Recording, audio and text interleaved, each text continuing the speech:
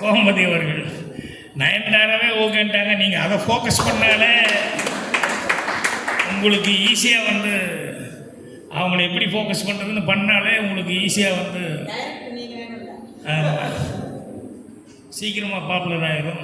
ஆனால் எப்படியோ கரெக்டான ஒரு ஆள் பிடிச்சிருக்கீங்க. இப்போ படம் எடுக்க சொல்லி வேறு ஒரு அப்ளிகேஷன் போட்டீங்க. ரவி ஷார்ட் ஃபிலிம் எடுத்து கொடுக்குறேன்னு சொல்லி ஒத்துக்கிட்டாங்க. நானும் கொஞ்சம் கேட்டு வச்சுட்டேன் அந்த நேப்கின் விவகாரம் சிவா கிட்ட. ஏன் நான் நேப்கின்னா கட்சி கூட கொஞ்சம் பெருசாக இருக்குது. அப்பப்போ நான் நேப்கின்னு அடிக்கடி வீட்டில் எடுப்பேன். நேப்கின் கொடுன்னு வாங்குவேன். என்ன இவங்க எதோ புதுசாக ஏதோ லேடிஸ் நேப்கின். இல்லை சார் அது வேறு அப்படின்னா. அப்படியா, அதுக்கு அப்படி பேர் சொல்லுவாங்கடா அப்படின்னு சொல்லி நிறைய விஷயம் பாக்கியராஜன் எல்லாமே தெரிஞ்சிருக்குங்கிறது இல்லை. முறுக்கா தெரிஞ்சது அது வேற, அதுக்காக எல்லாமே தெரிஞ்சிருக்குங்கிறது இல்லை. ஸோ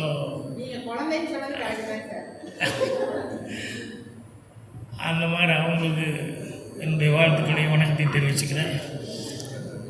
அதுக்கப்புறம் ஜீவாரவி இவ்வளவு சிரமப்பட்டு, ஆனால் நம்ம கோபிக்கு ஒரு மரியாதை வரணும் அப்படின்னு சொல்லிட்டு சும்மா நம்ம ஏதோ நடித்தோம் போனோம் அப்படிங்கிற மாதிரி இல்லாமல் பிறந்த ஊருக்கு ஒரு பெருமை அப்படிங்கிறத வந்து எப்படியாவது கொண்டு வரணும். அதுவும் தாத்தாவுடைய பெருமையை காப்பாற்றுற அளவுக்கு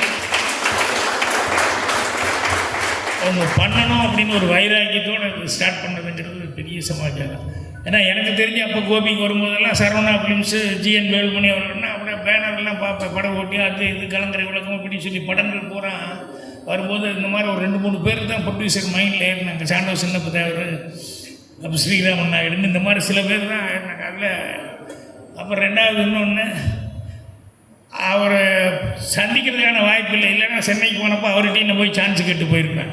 ஏதாவது கதைக்கு ஏதாவது சொல்கிறேன் அப்படின்னு சொல்லிட்டு. ஏன்னா அந்தளவுக்கு அவர் அவ்வளோ ஃபெமிலியர், அவ்வளோ படங்கள் எடுத்துக்காரு. ஏன்னா எம்ஜிஆர் சிவாஜி 2 பேருக்கு வச்சு படம் எடுக்கிறதுங்கிறது சாதாரண விஷயம் இல்லை. இங்கே எடுத்துகிட்டு அங்கே போக முடியாது, அங்கே எடுத்துகிட்டு இங்கே போக முடியாது. ஆனால் எவ்வளோ பேலன்ஸ்டாக இருந்தால் 2 பேருமே வந்து கால் ஷீட் கொடுத்து நடிச்சிருப்பாங்க. நீ அவன் அந்த ஆளை வச்சு படம் எடுத்தியா, நீ இந்த ஆளை வச்சு படம் எடுத்தியா, அவங்களுக்குள்ளேயே ஒரு ஃபீலிங் இல்லாமல் அவர் ஜிஎன் வேலுமணி சாருக்கு எவ்வளோ மரியாதை கொடுக்கணும் அந்த அளவுக்கு அவங்க பண்ணியிருப்பாங்க.